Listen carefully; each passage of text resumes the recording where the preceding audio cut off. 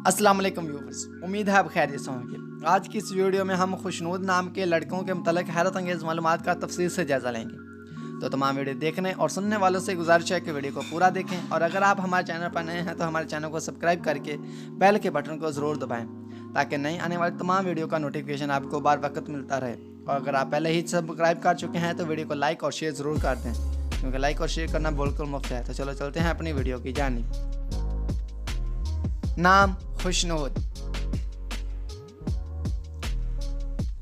खुशनूद के स्पेलिंग हैं KHUSHNOOD। खुशनूद नाम का मतलब है खुश। खुशनूद नाम का इस्तेमाल लड़कों के नामों में होता है। खुशनूद नाम के लड़के मुस्लिम मजहब से तल्लुक़ रखते हैं। खुशनूद नाम के लिए लकी नंबर 3 माना जाता है।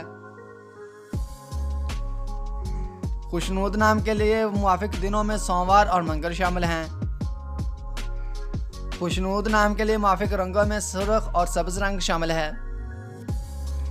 खुशनूद नाम के लिए मुवाफिक पत्थर में सब्ज कीमती पत्थर शामिल है। खुशनूद नाम के लिए मुवाफिक धात में कांसी और लोहा शामिल हैं। अगर आप भी अपने नाम के मतलब मालूमात हासिल करना चाहते हैं तो अभी कमेंट बॉक्स में अपना नाम लिखकर सेंड करें। और अगर आपको हमारी वीडियो अच्छी लगी हो तो वीडियो को लाइक और शेयर ज़रूर कर दें।